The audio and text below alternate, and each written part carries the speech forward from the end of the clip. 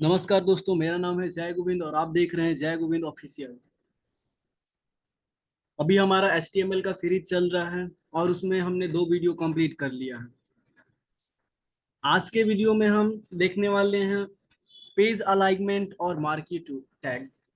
Alignments क्या होता है ये तो आपको पता होगा कि हमें अपने पेज में टेक्स्ट को किस साइड से लिखना है। जैसे कि अलाइनमेंट्स की बात करें तो हमारा लेफ्ट अलाइनमेंट होता है। हम कॉपी में लेफ्ट से लिखना स्टार्ट करते हैं। जो मुस्लिम लोग होते हैं वो लोग राइट साइड से लिखते हैं तो वो राइट अलाइनमेंट का यूज करते हैं। कुछ लोग सेंटर से लिखते हैं तो वो सेंटर अलाइनमेंट्स का यूज करते हैं। तो जो काम हम MS वर्ड या एक्सेल अलग अलग चीजों में करते हैं वो सारे अलाइनमेंट्स का यूज हम HTML करके अपने वेबसाइट को डिजाइन करने में भी कर सकते हैं। इसके साथ ही हम अपना मार्केट टैग देखेंगे। मार्केट टैग क्या होता है, तो आप कोई वेबसाइट ओपन करते होंगे तो वहां पे आप टेक्स्ट को मूव होते हुए देखते हैं कि जो टेक्स्ट जो भी लिखा होता है वो एक मूव करते रहता है अलग अलग कलर्स में, अलग अलग डिजाइन में। तो आज ये दोनों को हम लोग देखने वाले हैं। तो चलिए शुरू करते हैं।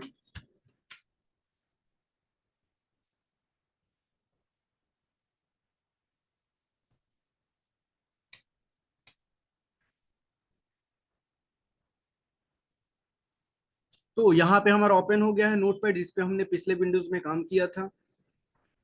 अब सबसे पहले मैं इन सबको इरेज कर देता हूं ताकि आपको क्लियरली आज समझ में आएगा। ये हमारा बॉडी इरेज हो चुका है और जो भी टेक्स्ट है ये सब कुछ हमने इरेज कर लिया। इसको वापस से रिफ्रेश कर लेते हैं। तो अभी जो हमारा पेज है बिल्कुल ब्लैंक हो चुका है। अब यहाँ पे बॉडी में हम कोई कलर डाल देते हैं।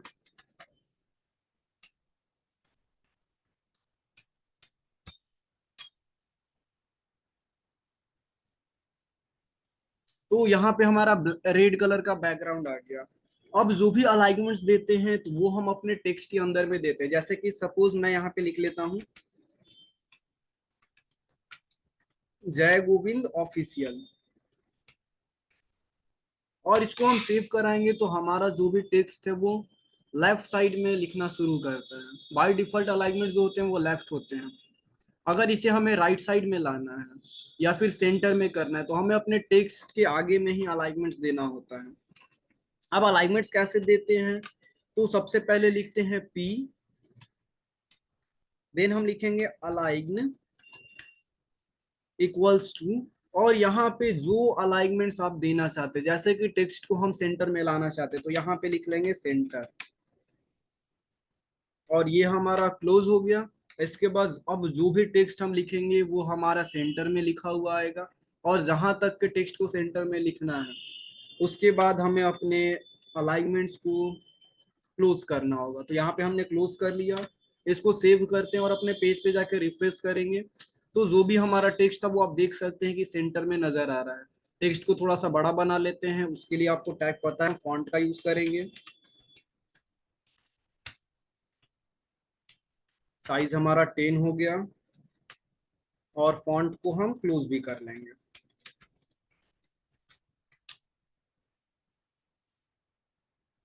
तो यहाँ पे जो है हमारा टेक्स्ट बड़ा हो गया है और टेक्स्ट जो है अभी सेंटर में लिखा हुआ आप लोग को नजर आ रहा है। ये पेज मेरा अगर बड़ा है तो आप देख सकते हैं कि यहाँ पे टेक्स्ट जो है एकदम बीच में आ चुका है। अगर इसके बीच में हम कोई और टेक्स्ट लिखना चाहते हैं तो यहाँ पे सबसे पहले तो हम लाइन चेंज करेंगे। लाइन चेंज करने के लिए मैंने आपको बताया कि हम ब्रेक टैग का यूज करते हैं। देन यहाँ पे नीचे में कोई और टेक्स्ट लिख लेते हैं जैसे कि यूट्यूब, और इसको वापस से हम सेव कराएंगे और जैसे ही हम देखेंगे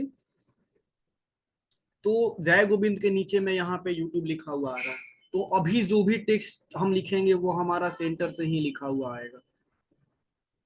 अब वापस से चलते हैं, इस सेंटर अलाइनमेंट्स को हम यहाँ से इरेज कर देते हैं और इसके जगह पे हम राइट लिख लेते हैं।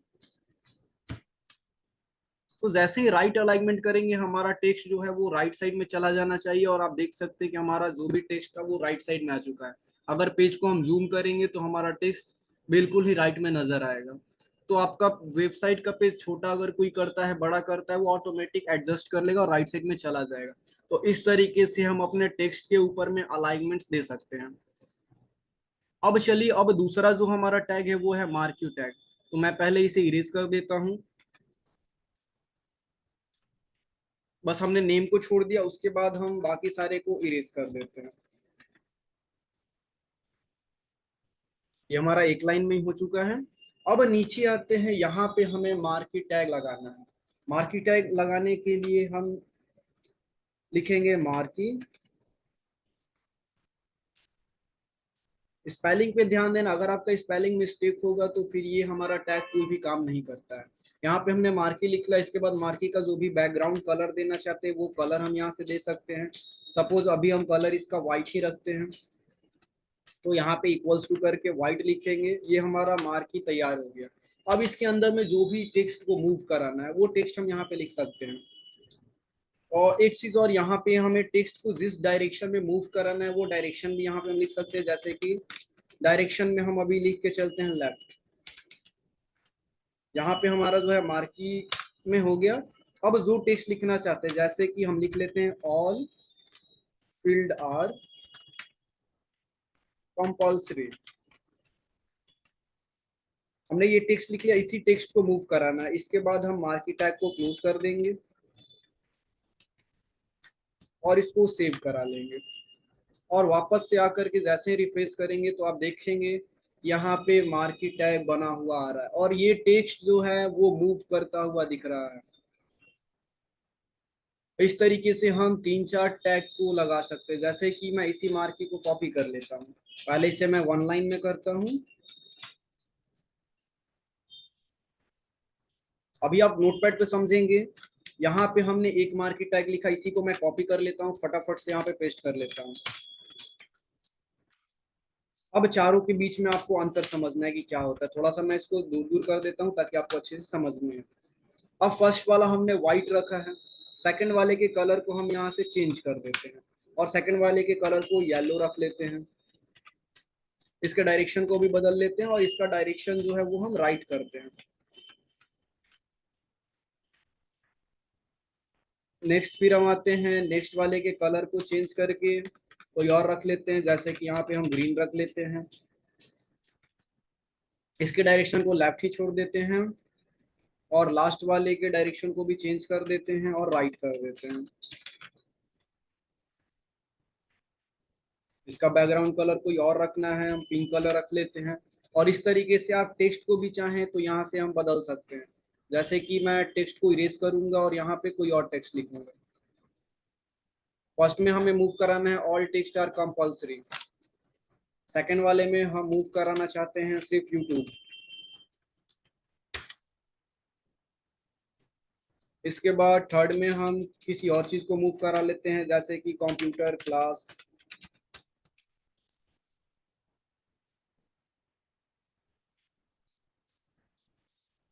और यहाँ पे हम अपने टॉपिक का नेम दे देते हैं HTML सीरीज।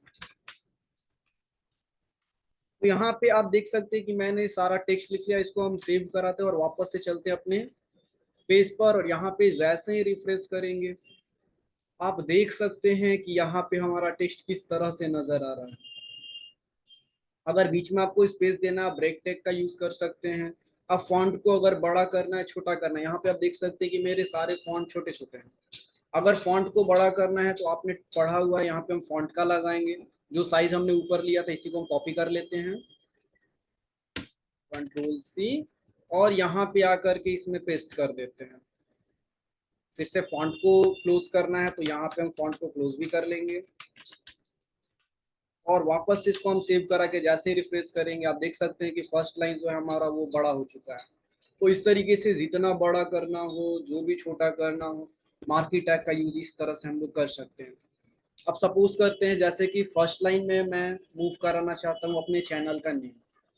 जो भी हमारा चैनल का नेम है उसे हम मूव कराना चाहते हैं, उससे हम इरेज कर लेंगे और यहाँ पे लिख लेते हैं जय गोविंद ऑफिशियल। इसके बाद सेकंड लाइन में यूट्यूब पे हमने फ्री क्लासेस स्टार्ट किया तो यहाँ पे हम लिख लेते हैं यूट्यूब फ्री क्लासेस या फ्री क्लासेस ऑन यूट्यूब लिख लेते हैं।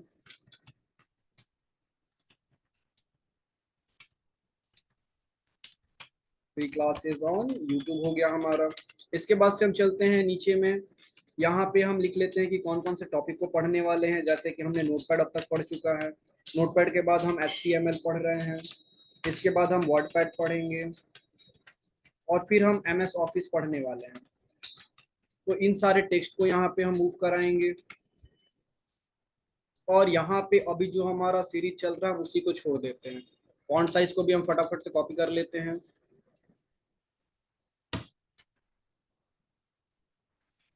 सारे के फॉन्ट साइज को भी हमने कॉपी कर लिया। उन सभी को क्लोज करना है, उसको क्लोज भी कर लेते हैं।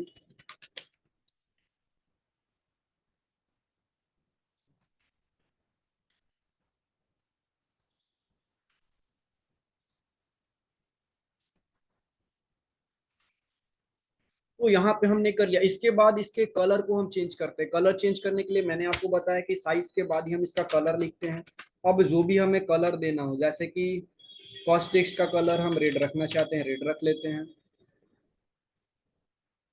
सेकंड में हम कलर को कुछ और रखना चाहते हैं, यहाँ पे कलर को चेंज कर लेते हैं और यहाँ के कलर को हम पिंक बना लेते हैं। और बाकी दोनों का जो कलर है हम वही कलर छोड़ देते हैं। इसके बाद हम इसको सेव करेंगे, वापस से अपने पेज पर आ जाएंगे और अभी जैसे इसको रिफ्रेश करेंगे आप देख सकते हैं कि सबका साइज जो है वो चेंज हो चुका है। यहाँ पे आप देख सकते हैं कि सब कुछ चेंज हो चुका है और टेक्स्ट जितना बड़ा हमने रखा था वो सब बड़ा यहाँ पे लिखा हुआ नजर आ रहा है। तो इस तरीके से हम कर सकते हैं। और यहाँ पे ये दोनों दो टैग है ये मिक्स हो चुका है। यहाँ पे देख लेते हैं, कुछ गड़बड़ होता है शायद। नीचे वाले दोनों लाइन मिक्स आ रहे हैं, इस दोनों में कुछ गड़बड़ है। और यहाँ पे देखिए, यहाँ पे मैंने फॉन्ट टैग को क्लोज नहीं किया था इसलिए ये गड़बड़ आ रहा है। इसे हम यहाँ पे क्लोज कर लेंगे। तो ये फॉन्ट हमारा क्लोज हो चुका है। अब सेव कराएंगे और वापस से चलते हैं तो हमारा जो है अब 4 लाइन में अलग अलग नजर आएगा। तो आप यहाँ पे देख सकते हैं कि कितना खूबसूरत हमारा वेबसाइट डिजाइन हो रहा है। इसी तरीके से आप भी अपना नया वेबसाइट बनाते हैं, उस पर जो भी टेक्स्ट को मूव कराना चाहते हैं मार्की टैग की मदद से आप आसानी से मूव करा सकते हैं। तो अब तक हमने बॉडी टेक्स्ट के अंदर में फॉन्ट के ऊपर चेंजेस करना सीख लिया है, बैकग्राउंड को चेंज करना सीख लिया है, लोगो बनाना भी सीख लिया है, सॉरी लोगो को इंसर्ट करना सीखा है, हाइपरलिंक क्रिएट करना सीखा है और आज हमने मार्की टैग भी सीख लिया है। अगले वीडियो में हम कुछ और बेहतर लाने का प्रयास करेंगे।